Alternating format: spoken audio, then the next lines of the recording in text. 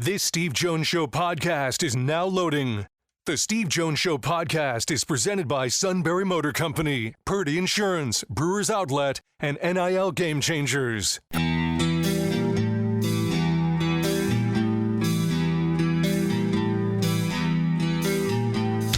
Bringing you an in-depth look at Penn State sports and more. This is the Steve Jones Show on News Radio 1070 WKOK.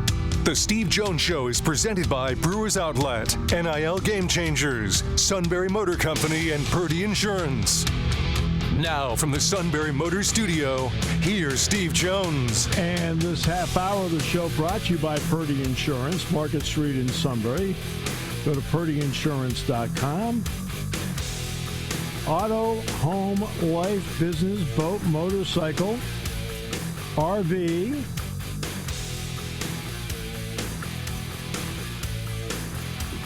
And again, they want to make sure you're fully insured. And they want to make sure that you save money. Customer service means everything to them. All at Purdy Insurance. Market Street in Sunbury. Go to purdyinsurance.com. All right. Let's bring in Mike Poorman. Mike, first of all, welcome back. It's great to have you with us. It's great to be with you, Steve. I was thinking of you this morning, and you folks, I'm sure they know this, but not only a broadcaster, you're a legendary professor. You've been teaching since 2003. Yeah. I'm not legendary there, but I've been doing it since 2003, yes. And it's been good. It's been good. Kids are great.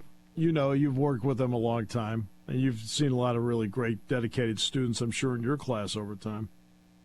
Sure, but you've had hundreds and hundreds of students. That's pretty amazing. Yeah, that's a lot. I appreciate it. Thank you very much. So you've had an opportunity to get, obviously, to practice. You get those brief windows of 2 or 3 periods along the way, and then you get an opportunity to talk to people afterward. What have you learned over the last couple of weeks? Great question. And it's interesting that I just brought up. It wasn't intentional about teaching. I love the teaching style of Andy Kotelnicki. He is everywhere, and he's not just yelling instructions or criticizing. He's hand-on teaching. He's involved on the drills. He pulls kids aside. He pulls kids on defense aside sometimes. I love his energy. I love him as a teacher. I love him as a glue guy, positive glue guy with that offense. That's one of my biggest takeaways. He's a great teacher. Well, and there's the opportunity because by having Danny O'Brien there as a GA, Andy doesn't have to be just a position coach to go with being the coordinator. He can float from drill to drill like you talked about, and it gives him that opportunity to teach various positions. Yeah, no, that's a great point. That's a real value added. I mean, you know, Danny may have the GA title, but he also has a quarterback coach title, so he can be literally hands-on with those guys. That's a takeaway. The other takeaway, it's been interesting. We had Julian Fleming, and you know these guys well. Julian Fleming last night, Devon Ellis last week.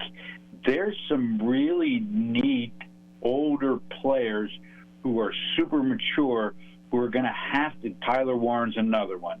We haven't gotten Dom DeLuca yet. But there's some real mature, 4th, 5th, 6th year guys who are really going to be the glue guys and providing direction, leadership, and then ultimately identity to this team since you are looking at 3 new coordinators. So let's get into Julian Fleming for a moment. This is probably the first time you've really had an extended chance to hear him talk. What struck you about what he talked about, and what struck you about what he thought about his teammates? Great question. I went in February, I think it was, of 19 to the PA Mr. Football Banquet down in Harrisburg. Mm-hmm. And Julian was one of the award winners, and so was Daquan Hardy. That's how long ago it was, and James Franklin was a speaker. But I was lucky. I got like 15 minutes with Julian, just him and me at that point in his life, and he was so engaging. And so for me, it was a really neat comparison. I thought about writing about this last night, but I went with another angle. He's a man. He's grown up. He's thick. He looks like he's 28. He says the right things. He believes the right things. He's been through a lot of good, but a lot of injury challenges. I mean, it was over 5 years ago where I had that face-to-face. He's a different person, and I think all the pluses and minuses that he's been through, I think he is going to be a great, and we hear it from everybody, including James. He's a great locker room guy. He's a wise old head. It's hard not to root for him, knowing everything he's been through and how he looks at things. All right. Did he get into the two primary quarterbacks at all, Drew Aller and Bo Pribula, and did he give you any impressions of them from his perspective? Not the mechanics of it. I mean, he was late in the session. There was a follow-up about Bo, and his face lit up. So that told me a lot, that he enjoys what Bo may bring to the table. But when he was asked about Drew, he didn't talk about Drew, the quarterback. He talked about Drew, the person, about the locker room, about the weight room, about getting to know each other. And I think he's understood and will bring to the table. And I think it'll be good for Drew that way, as far as not so much talking about the mechanics of the position and maybe the X's and O's, but also the relationship and also the mentorship. So the fact that when asked about the quarterbacks, those were his two reactions. He's excited by the potential that Bo sometimes brings, and he sees that he needs to have an important role off the field with Drew. Defensively, you mentioned Devon Ellies. What was the read you got from him? And when you had an opportunity, I think it was Tom Allen was last week, what were your impressions with him?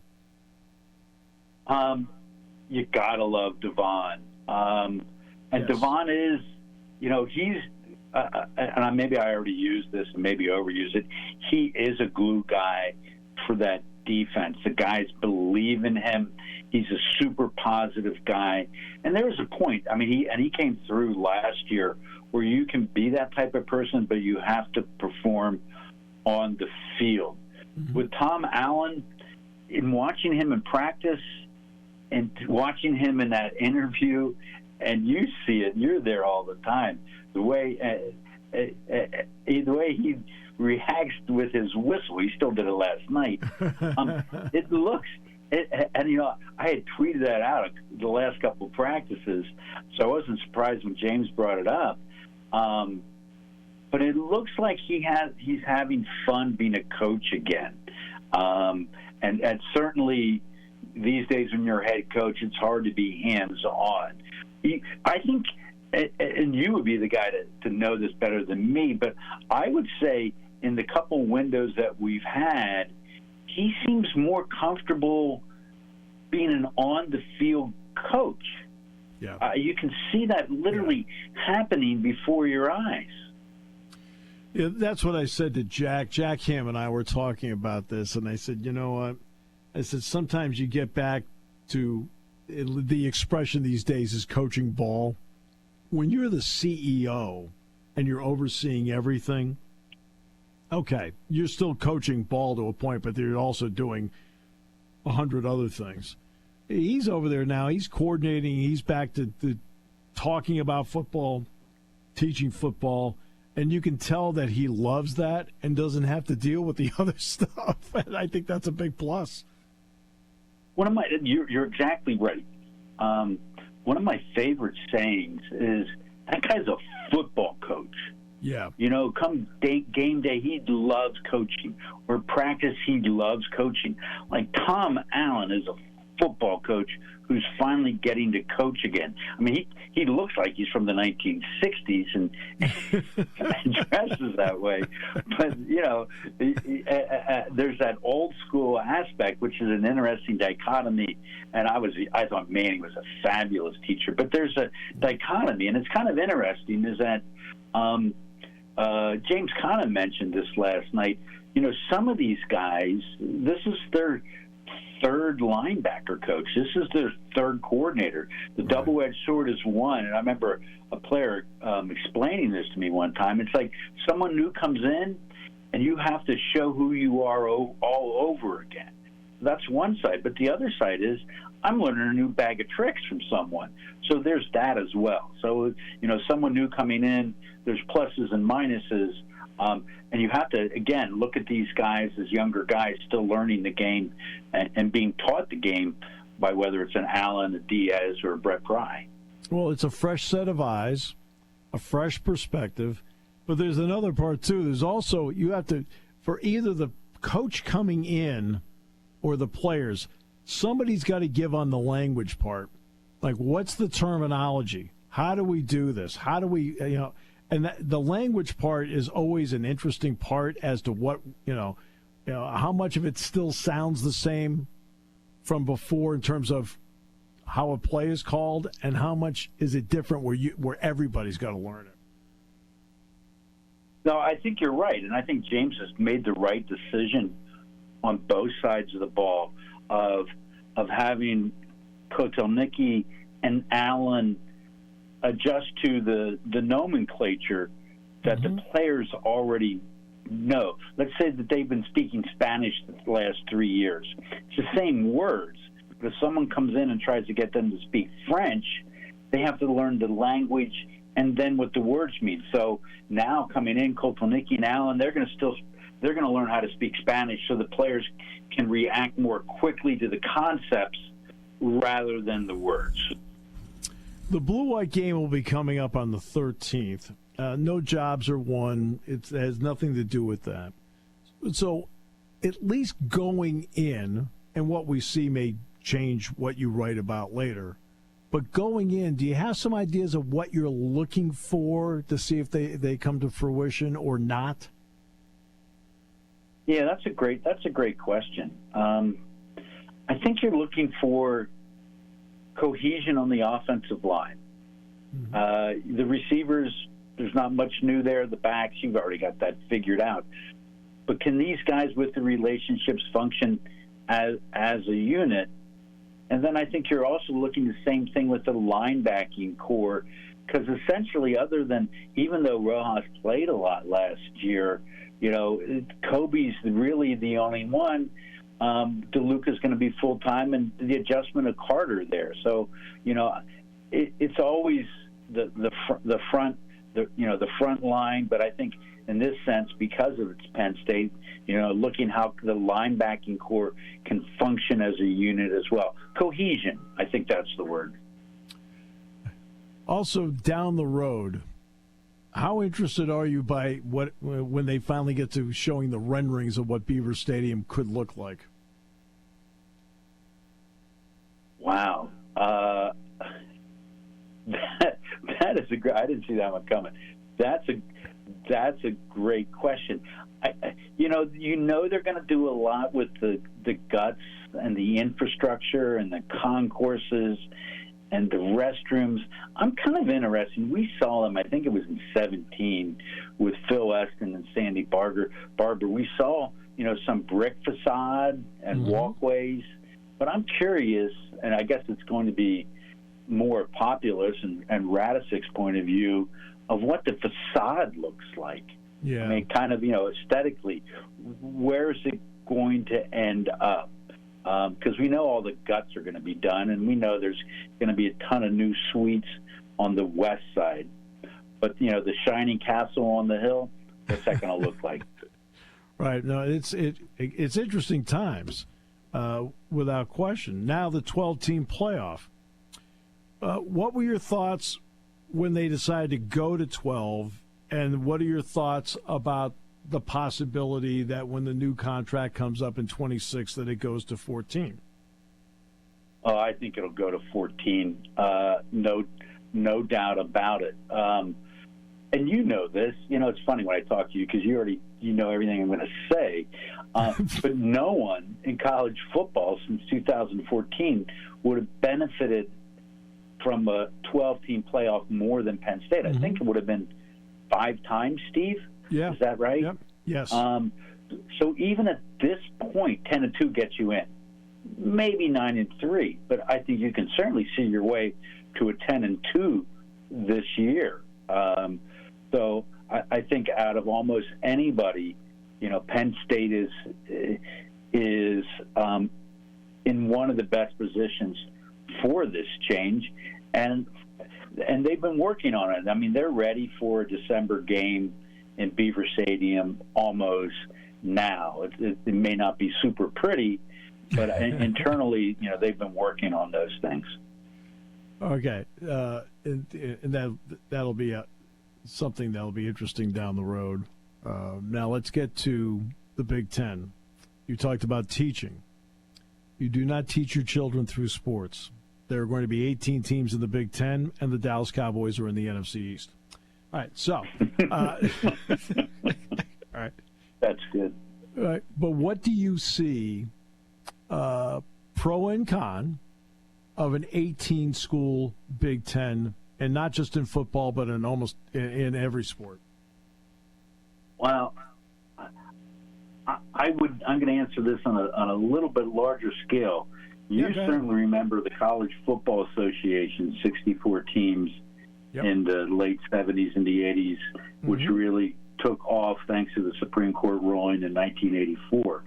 I mean, we're almost on the cusp of a recreation of the CFA. It would not be surprised if college football at the biggest levels become the separate subdivision, and maybe not tomorrow, maybe not in 2 or 4 years, but you'll get back to more regionalism, not of football and not of basketball, but I think a lot of the other sports you're going to get back to some more of the regionalism.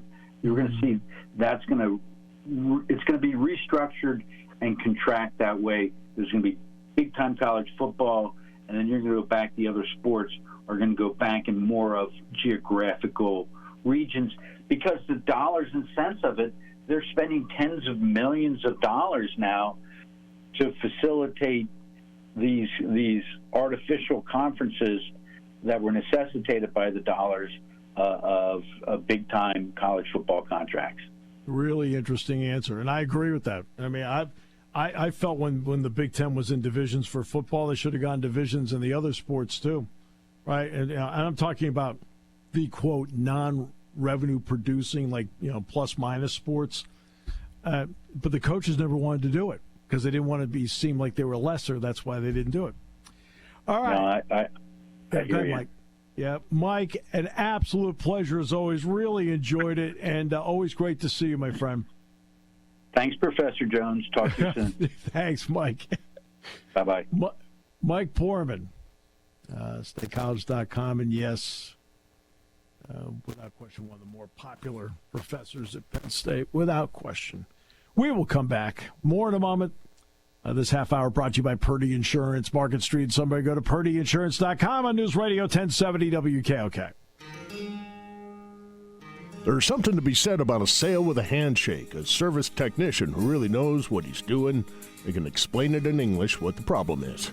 There's nothing better than having that friend you could trust in the area. That's Sunbury Motors, where you get selection, knowledgeable salespeople, and prices that fit your budget, and more important, that friend you can trust. Welcome to Sunbury Motors, Kia, Ford, and Hyundai. You could shop other dealers and compare prices, but at Sunbury Motors, you get their lowest price promise. They research the current used vehicle market and guarantee their used car prices are the lowest.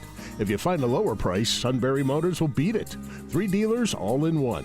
See their full new and pre-owned inventory at sunburymotors.com. Pick out a vehicle you like and schedule your test drive online. Follow them on Facebook. Sunbury Motors Ford and Hyundai, North 4th Street, Sunbury, and Sunbury Motors Kia, routes 11 and 15 in Hummel's Wharf.